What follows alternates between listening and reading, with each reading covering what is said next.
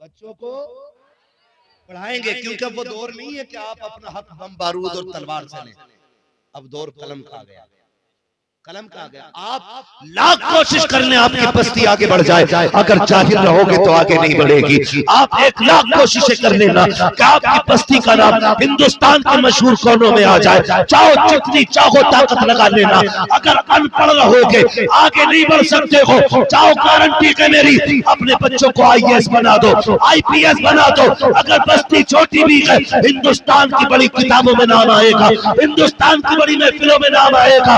पता ये चला कामयाब होने की होते हैं जो पैसे वाले होते हैं, कामयाब होने की होते हैं जो ताकत वाले होते हैं, कामयाब वो होते हैं जो तालीम वाले होते हैं, जो कलम वाले हुआ।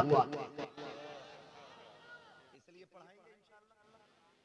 हाँ, जो नहीं पढ़ेंगे या तो मजदूरी करेंगे, और आगे तुम्हें मजदूरी नहीं मिलने वाली, ये भी लिखो, आगे तुम्हें मजदूरी नहीं मिलने वाली। नाम पूछ के ना अब्दुल करीम के नहीं है जगह, नाम ज़ीशान नहीं है जगह, फिर क्या करोगे? चोरी, डकैती, या फिर भी खुदारा बदल दो अपने आप को।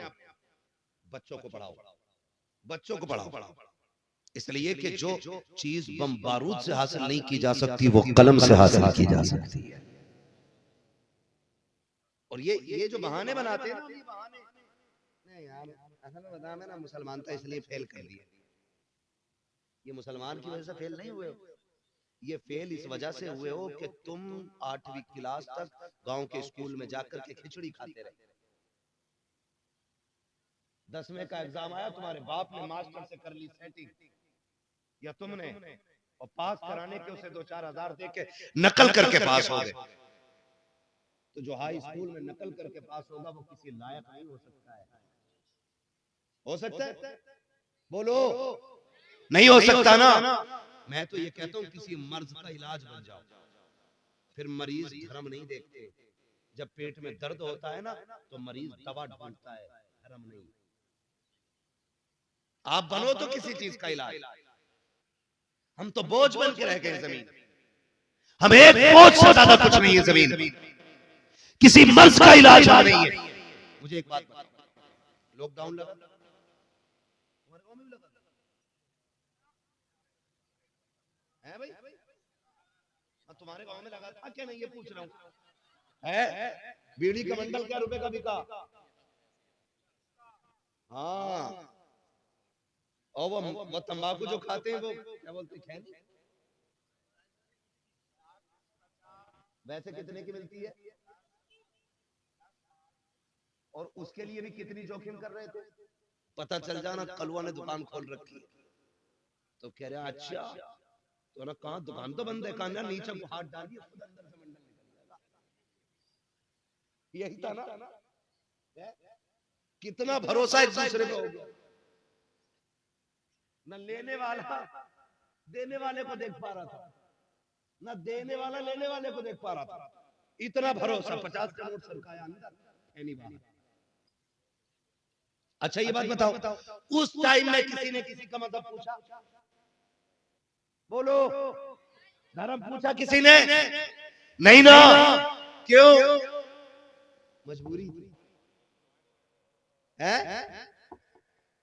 हाँ, मजबूरी थी ना।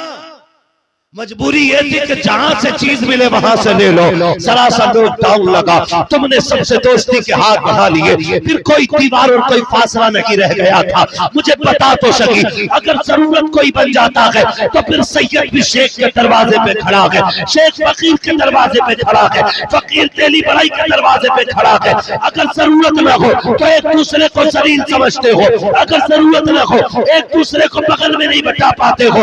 इसलिए मैं कहता हूँ ऐसी जरूरत काबिल बन जाओ कि साथ देख के नहीं, काम देख के लोग दौड़े, और ये कोई ना पूछे कि साथ का बंदा है, ये देखे इलाज कैसे करेगा। खुदा की कसम तुम लायक बन जाओ, कामयाबी तुम्हारे कदमों तक दौड़ी चली आए।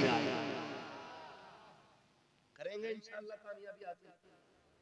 पढ़ेंगे बच्चे, पबजी कितना खेल ले भाई, और कौन सी फ्री फायर, मोबाइल चलाते हो? ये तो अभी नहीं बैठे, हाँ ना? मैं आपको बताऊं बच्चों एक बात, पढ़ते हो? तुम्हें से कितने बच्चे पढ़ते हैं? रात उठाकर हाथ उठाएं। कितने बच्चे पढ़ने जाते हैं स्कूल मदरसा या किसी भी जगह, है ना? कितने बच्चे पढ़ने जाते हैं? खूब तरक्की करोगे आप। बैठो जरा, हाथ नीचे रखो मेरे बेटे। मैं जो नहीं पढ़ रहे ना उन बच्चों से मैं कहूंगा पढ़ो, आप पढ़ो। आज मोबाइल देखोगे कल भीख मांगोगे, आज पढ़ लो कल पूरी साइंस तुम्हारी ठोकरों में रहेगी। पढ़ो आप। पढ़ने वाले इतने कामयाब होते हैं कि ताकत भी ठोकरों में होती है और दौलत भी ठोकरों में होती है।